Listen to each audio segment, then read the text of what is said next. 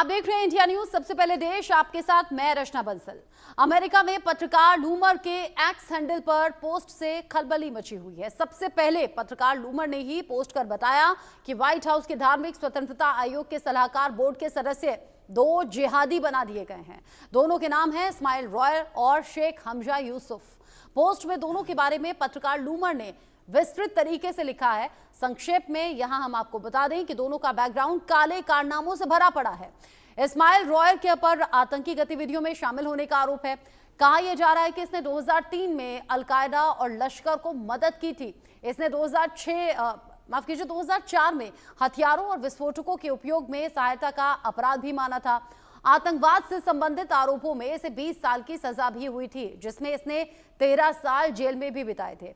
Middle east forum के साथ बातचीत में इसने जिहादी बनने की कहानी सुनाई थी। इस पर अमेरिका के खिलाफ साजिश रचने के भी आरोप लगे थे। शेख हमजा यूसुफ की बात करें तो इसका भी बैकग्राउंड ठीक नहीं है। यह आतंकी संगठन हमास से जुड़ा हुआ है। अमेरिका में 9/11 हमले के बाद FBI ने शेख हमजा यूसुफ से पूछताछ भी की थी। कैलिफोर्निया में शरिया कानून पढ़ाए जाने वाले जैतूना कॉलेज का यह सह संस्थापक भी है। यूसुफ अमेरिका पर नस्लवादी देश होने का आरोप लगा चुका है, लेकिन इसे ट्रंप प्रशासन ने सलाहकार बना दिया और इन 2 नामों को लेकर अमेरिका ही नहीं बल्कि बाकी देशों में भी चर्चा गर्म है कि आखिर ये कैसे सलाहकार हैं और ये कैसा लश्कर सलाहकार ट्रंप ने बनाया है। ट्रंप के सलाहकार, लश्कर के यार, आतंकियों से मेल, ट्रंप का ये कैसा खेल। पत्रकार लॉरा लूमर का बड़ा खुलासा। पत्रकार लॉरा लूमर ने खुलासा किया है कि ट्रंप प्रशासन में 2 जिहादी व्हाइट हाउस के सलाहकार बनाए गए हैं। एक का तो लश्कर और अलकायदा से लिंक भी रहा है। पूरी दुनिया ट्रंप सरकार के इस फैसले से हैरान है। अब आप पूरी खबर समझिए। 2 जिहादियों इस्माइल रॉयर और शेख हमजा को व्हाइट हाउस के धार्मिक स्वतंत्रता आयोग के सलाहकार बोर्ड का सदस्य नियुक्त किया गया है। यह खुलासा सबसे पहले पत्रकार लॉरा लूमर ने एक्स हैंडल पर किया। 13 साल जेल में रह चुका है इस्माइल रॉयर। इस्माइल रॉयर आतंकवाद से संबंधित आरोपों में 13 साल जेल में बिता चुका है। इतना ही नहीं, रॉयर पर आतंकवादी गतिविधियों में शामिल रहने के आरोप भी लग चुके हैं, जिनमें अमेरिका के खिलाफ युद्ध की साजिश रचना और 2003 में अलकायदा और लश्कर तैयबा को सहायता प्रदान करना शामिल था। वॉशिंगटन पोस्ट की रिपोर्ट के मुताबिक 2004 में उसने हथियारों और विस्फोटकों के उपयोग में सहायता करने और उन्हें बढ़ावा देने का अपराध स्वीकार किया था, जिसके लिए उसे 20 वर्ष की सजा सुनाई गई थी और 13 साल जेल में बिताने पड़े थे। इसने 1992 में इस्लाम धर्म अपना लिया था। इस्लामी आतंकी रह चुका है शेख हमजा यूसुफ। शेख हमजा यूसुफ के बारे में भी जान लीजिए। कैलिफोर्निया में शरिया कानून पढ़ाने वाले जैतूना कॉलेज का यह सह संस्थापक है और इस्लामी आतंकवादी भी रह चुका है। पत्रकार लॉरा लूमर के मुताबिक शेख हमजा यूसुफ हमास और मुस्लिम ब्रदरहुड दोनों से जुड़ा है। 9/11 से 2 दिन पहले यूसुफ ने जमील अल अमीन के लिए एक फंड रेजर इवेंट में भाषण दिया था। जमील अल अमीन पर एक पुलिस अधिकारी की हत्या का मुकदमा चल रहा था। अपने भाषण के दौरान यूसुफ ने अमेरिका पर नस्लवादी देश होने का भी आरोप लगाया था और कहा था कि अल अमीन को फंसाया गया है। अल अमीन को अगले वर्ष हत्या का दोषी ठहराया गया था। यूसुफ ने यह भी कहा था कि 1990 के दशक में न्यूयॉर्क के ऐतिहासिक स्थलों पर बम विस्फोट की साजिश में दोषी ठहराए गए शेख उमर अब्देल रहमान पर अन्यायपूर्ण तरीके से मुकदमा चलाया गया। शेख हमजा यूसुफ से अलकायदा के किए गए 9/11 हमलों के बाद FBI ने पूछताछ भी की थी। शेख हमजा वही शख्स है जिसने ब्रिटेन सरकार के इजराइल को हथियार बेचने का भी विरोध किया था। यही कारण है कि उसे दुनिया के शीर्ष 500 प्रभावशाली मुसलमानों में स्थान दिया गया था। अपनी आतंकवादी पृष्ठभूमि के बावजूद चौंकाने वाले फैसले के तहत शेख हमजा यूसुफ को ट्रंप प्रशासन के व्हाइट हाउस के advisory board of lead leaders का सदस्य नियुक्त किया गया है। आखिर इन जिहादियों को सलाहकार बनाने का फैसला क्यों किया गया, यह फिलहाल समझ से परे है, क्योंकि जो व्यक्ति अमेरिका जैसे देश के खिलाफ साजिश रचे उसे ही व्हाइट हाउस में सलाहकार कैसे नियुक्त किया जा सकता है। यह एक बड़ा सवाल है जिसका सभ्य समाज जवाब चाह रहा है। Bureau report, India news.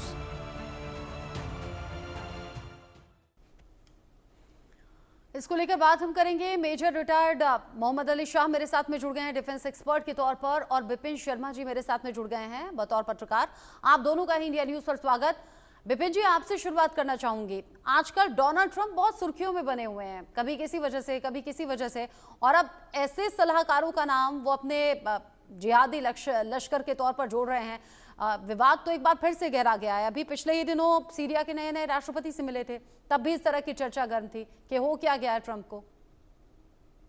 निश्चित बात है, इसमें कोई दो राय नहीं है। और कि यहाँ पर जब दूसरी मर्तबा बतौर राष्ट्रपति कार्यभार संभाला डोनाल्ड ट्रंप ने, तो काफी सपने दिखाए और आश्वस्त करा वर्ल्ड फोरम पे कि जब वो बात करते थे अमेरिका फर्स्ट की, तो क्या सवाल ये पैदा होता है, क्या ये अमेरिका फर्स्ट है कि आप जो खुद इतने दुर्दांत ये और कुख्यात ये जो अपराधी हैं, और एक तरफ वो खुद बोलते थे कि आतंकियों के लिए कोई जगह नहीं है यहाँ पर, नो सॉफ्ट पॉलिसी।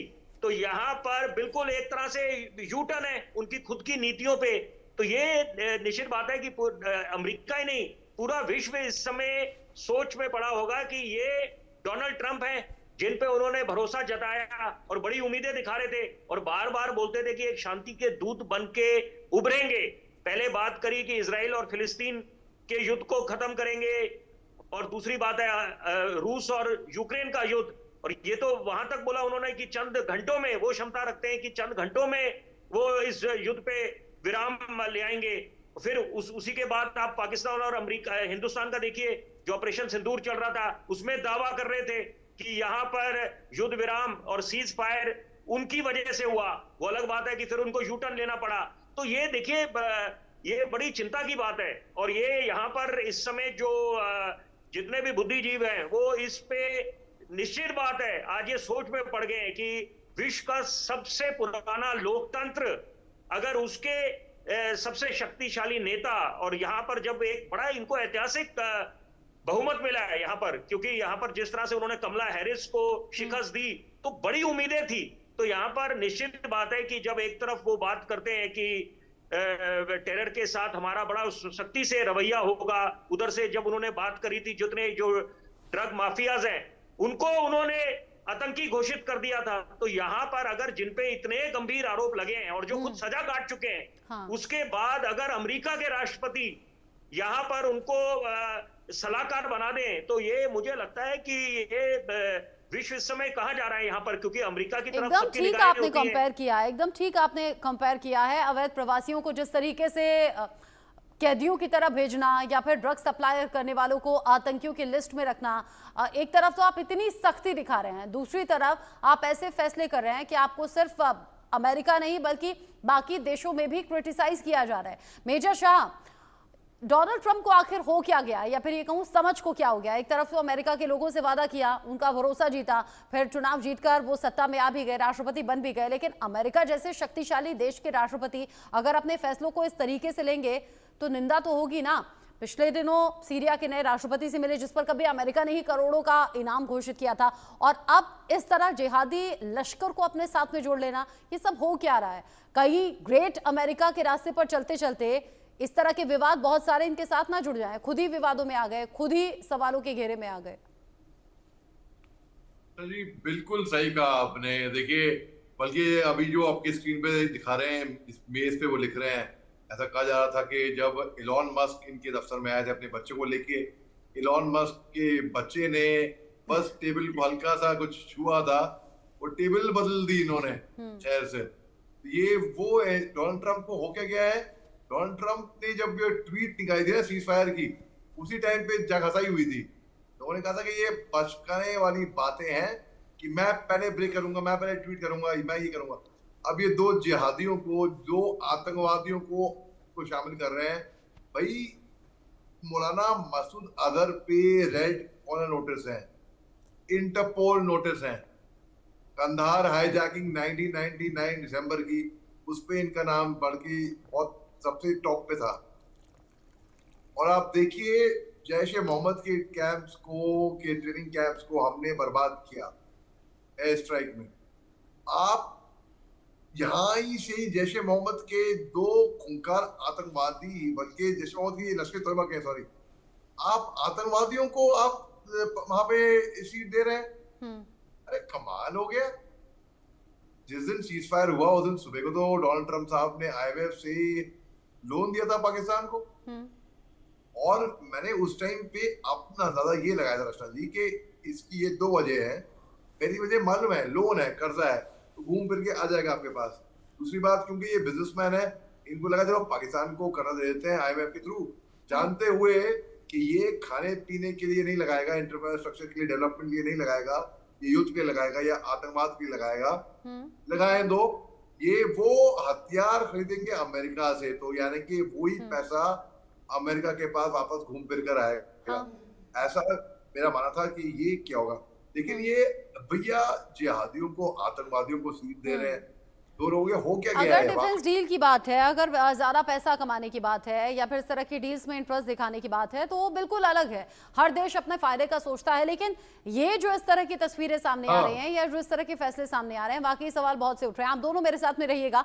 वो जो 2 चेहरे हैं जिनको लेकर अब डोनाल्ड ट्रंप पर सवाल उठ रहे हैं, एक एक करके उनके बारे में हम जान भी लेते हैं कि आखिर ये कौन है जिनको लेकर अब वैश्विक स्तर पर बातें हो रही हैं, और कैसे अपने लश्कर में जोड़ दिया इन 2 जिहादियों को। पहले तो भारत पाकिस्तान टेंशन के बीच, जब पाकिस्तान का बिल्कुल बॉयकॉट ना कर भारत और पाकिस्तान को सिमिलरली डोनाल्ड ट्रंप ने रखा, तब भी सवाल उठे। और अब ये 2 नए चेहरे कौन है? इस्माइल रॉयर, एक एक करके हम दर्शकों को बता दें, जो दर्शक अभी हमारे साथ में जुड़े हैं। व्हाइट हाउस के धार्मिक स्वतंत्रता आयोग के सलाहकार हैं, बोर्ड का सदस्य इन्हें बनाया गया है। 2003 में अलकायदा और लश्कर तैयबा को मदद पहुंचाने का आरोप है। सोचिए कि ऐसे आरोप है, फिर भी अपने साथ शामिल कर दिया। 2004 में हथियारों और विस्फोटकों के उपयोग में सहायता का अपराध भी माना था, कबूल किया था।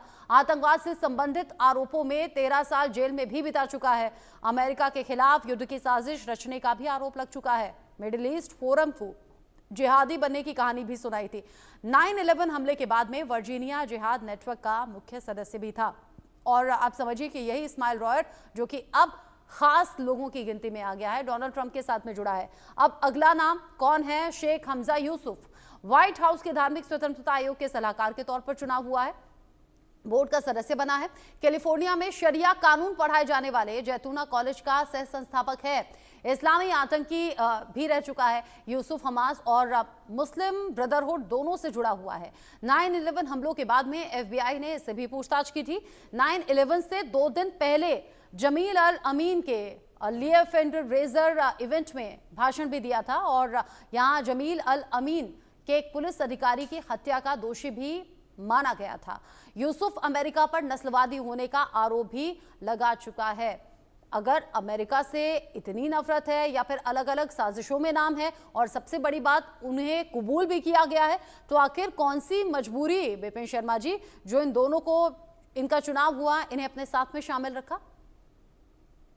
देखिए, ये कूटनीति के तहत बड़े फैसले लिए जाते हैं, लेकिन ये वाकई में ये बहुत ही विचित्र किस्म की कूटनीति या नीति है अमेरिका की, और खासतौर पे डोनाल्ड ट्रंप की और उनके जो चुनिंदा सलाहकार हैं, कि उन्होंने ये 2 चेहरे जो शामिल करे हैं।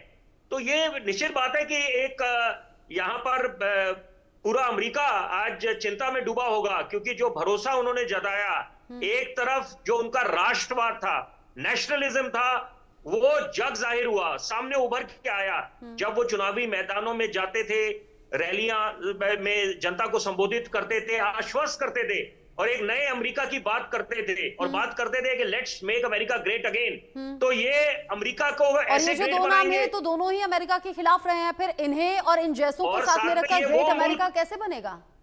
निश्चित बात है, और ये वो मुल्क का राष्ट्रपति कर रहे हैं जहां पर खुद 9/11 का हमला हुआ है, और यहां पर ये निश्चित बात है कि इसकी मुझे लगता है कि world forum should come together यहां पर, कि जिस तरह से ये जो कदम उठाया है, क्योंकि यहां पर बिग ब्रदर बिग बुली वाली बात नहीं चलने वाली, 21वीं सदी है। और मैं एक जरूरी बात संक्षेप में बोलूंगा, बियारिट्ज समिट जो G7 का समिट था, वहां on the sidelines of that, वहां पर अमेरिका के राष्ट्रपति जब अपने पहले कार्यकाल में थे, तो उन्होंने नरेंद्र मोदी प्रधानमंत्री से बात करने की कोशिश करी और हस्तक्षेप की एक पहल करी तो वहां पर हिंदुस्तान ने एक बिल्कुल साफ संदेश कड़े शब्दों में दे दिया कि कश्मीर का मुद्दा द्विपक्षीय है, बायलैटरल इशू है, वहां पर तीसरे किसी का कोई सवाल ही पैदा नहीं होता मध्यस्थता का।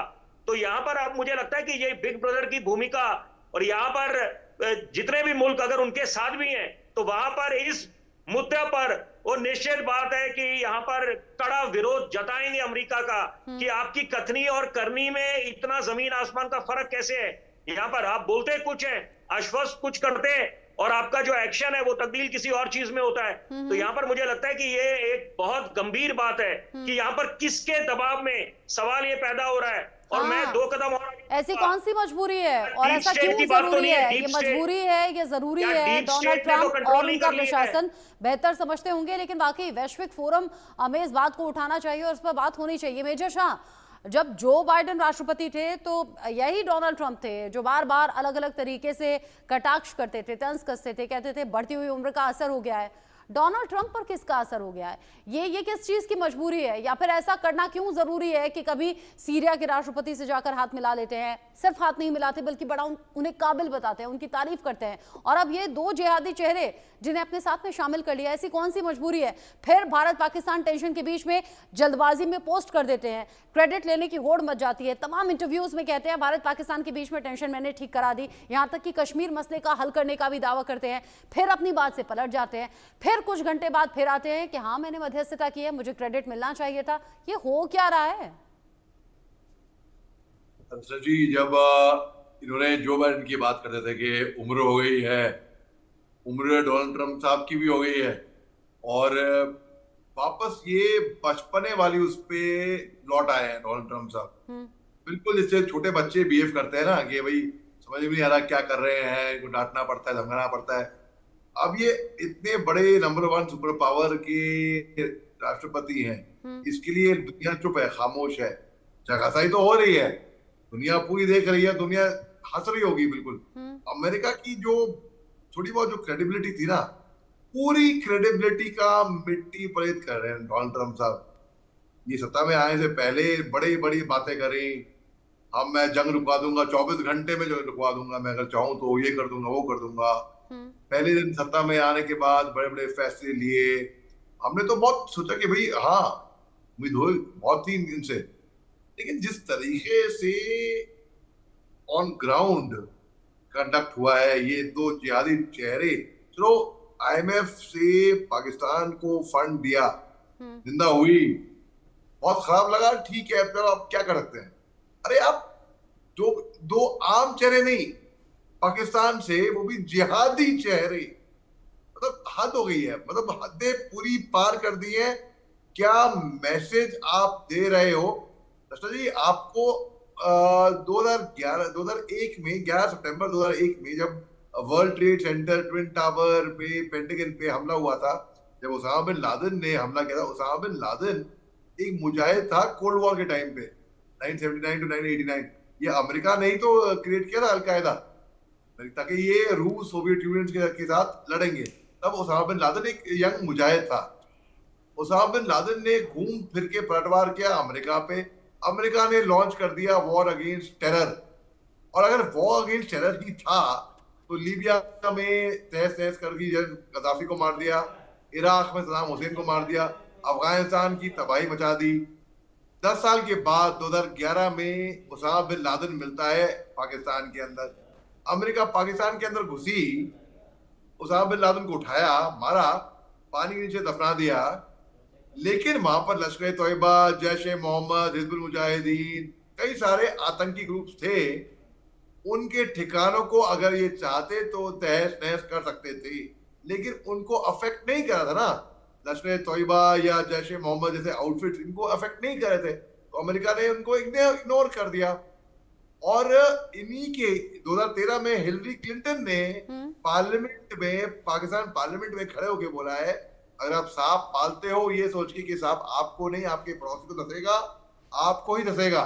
तो ये अभी जो 2 जिहादी चेहरे डोनाल्ड ट्रंप साहब लेकर आए हैं, कल को ये भारी पड़ने वाले हैं इनके ऊपर, बहुत भारी पड़ने वाले हैं जी। बिल्कुल, ये दो चेहरे भारी पड़ेंगे और जैसा भी विपिन जी ने कहा कि वैश्विक फोरम पर इस मसले को उठाना तो चाहिए, कोई तो हो ऐसा जो इस पर बात करे, क्योंकि हर चीज यूं नजरअंदाज नहीं हो सकती। हालांकि चुभी वो बात भी थी विपिन जी, जब भारत पाकिस्तान टेंशन के बीच में जो भारत को अलग तरजीह मिलनी चाहिए थी वो डोनाल्ड ट्रंप और अमेरिका की तरफ से नहीं मिली। यहाँ भारत पाकिस्तान को ऐसे समझा गया जैसे दो सिमिलर देश हैं, जबकि पाकिस्तान और भारत का कोई कंपैरिजन दूर दूर तक नहीं है।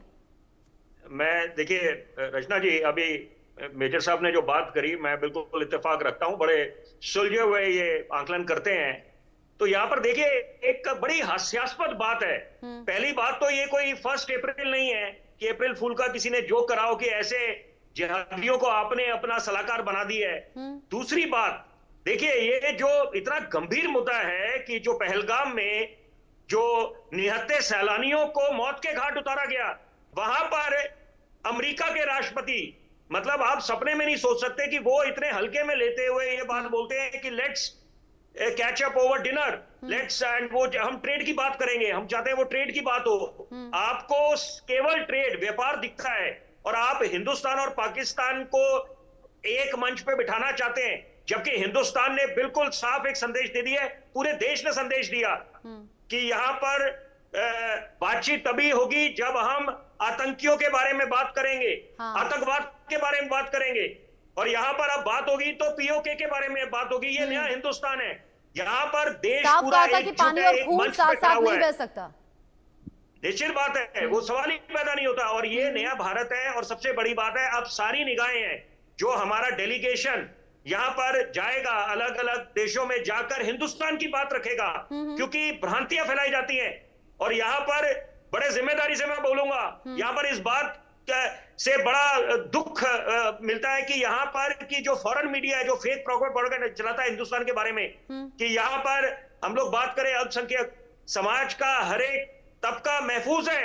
यहाँ पर अगर आप इसकी तुलना पाकिस्तान के साथ करें, चीन के साथ करें, यहाँ पर हम लोग गंगा जमुनी तहजीब में विश्वास रखते हैं। और यहाँ पर मैं ये जरूर बोलना चाहूंगा, ये वही मुल्क है जहाँ पर फूलवालों की सैर निकालने की रिवायत रही है, जो हिंदू और मुसलमान भाइयों की एकता, सौहार्द और प्रेम का प्रतीक रहा है। तो यहाँ पर ये जो विदेशी मीडिया, खासतौर पे कुछ चैनल जो अपना प्रोपेगेंडा चलाते हैं, तो ये मुझे लगता है इसका कड़ा जवाब देने का वक्त आ गया है कि तो वो प्रोपेगेंडा भी नकाब हो भी गया। अब तो भारत की तरफ से साफ कर दिया गया कि ये तो महज ट्रेलर था, जो पाकिस्तान पर चोट हुई है वो सिर्फ ट्रेलर था, पिक्चर अभी बाकी है, और अगर कोई भी हिमाकत हुई तो पाकिस्तान उसका हश्र देखेगा भी। हाँ, अमेरिका जैसे शक्तिशाली देश के राष्ट्रपति, राष्ट्र प्रमुख जो नहीं कह पाए, जो नहीं कर पाए, वो हमारे प्रधानमंत्री ने जरूर मजबूती के साथ बता दिया, और ये कह दिया कि पानी खून एक साथ नहीं बह सकते। ये बता दिया कि पाकिस्तान से बात होगी तो आतंकवाद पर भी बात होगी। ये बता दिया कि जब बात होगी तो पीओके पर भी बात होगी। ऐसा नहीं कि सब बस चला गया है और खत्म हो गया है।